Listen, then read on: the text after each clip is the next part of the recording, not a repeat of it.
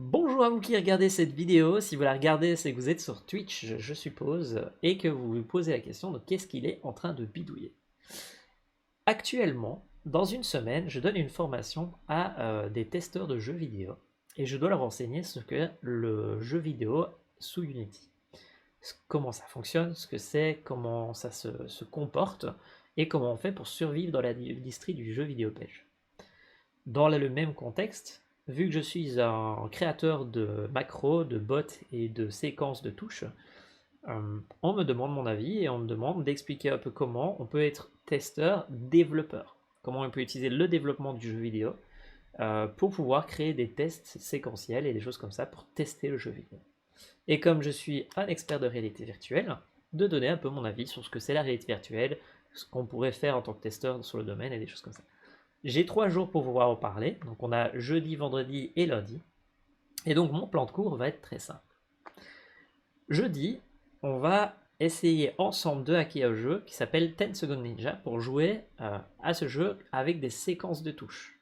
Qu'on va utiliser du Python pour injecter des séquences de touches et jouer sur ce jeu. C'est très simple, on va utiliser juste des variables, des méthodes, on va être très basique sur le code parce que les personnes qui sont là ne sont pas des développeurs. Mais on va jouer à ça, on va s'y essayer, à essayer de jouer à un jeu vidéo ensemble. L'après-midi, on va essayer de jouer à un autre jeu que je vais créer spécialement cette semaine pour l'atelier, où on va contrôler virtuellement des petites voitures comme ceci. Ces petites voitures peuvent avancer, reculer, tourner à gauche, tourner à droite, et donc c'est 4 boutons qui sont contrôlables.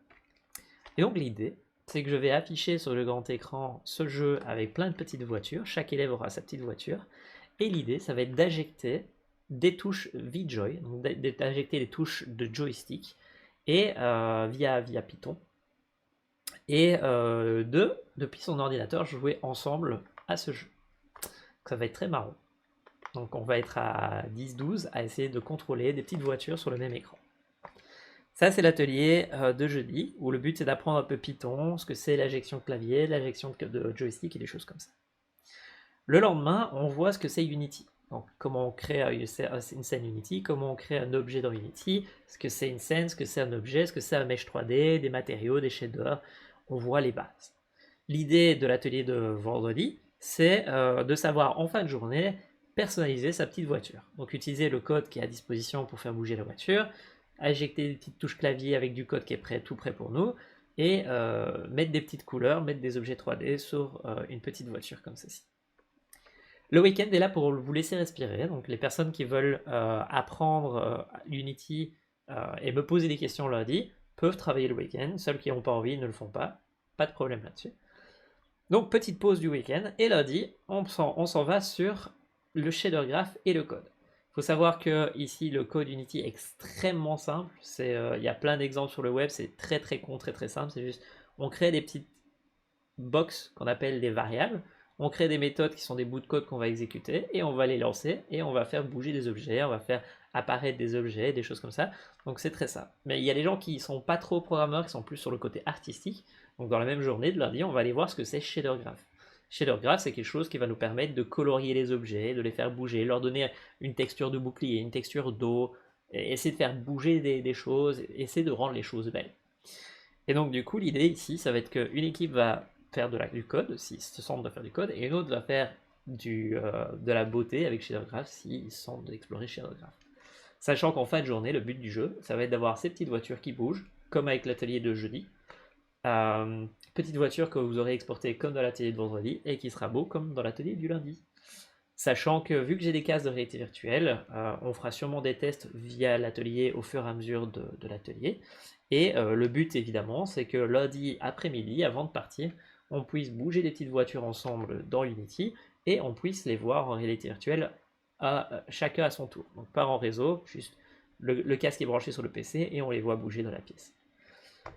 Et donc voilà, il me semble que c'est déjà un bel atelier, bonne initiation à Unity, à ce que c'est l'industrie et à ce que c'est la gestion de clés.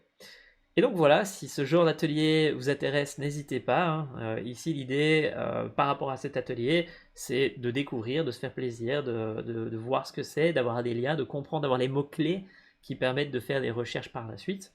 Sachant que voilà, une fois que vous savez injecter des clés en Python, vous pouvez contrôler des jeux, jouer à WoW avec une manette, vous pouvez jouer à plusieurs comptes si vous commencez à être un peu complexe.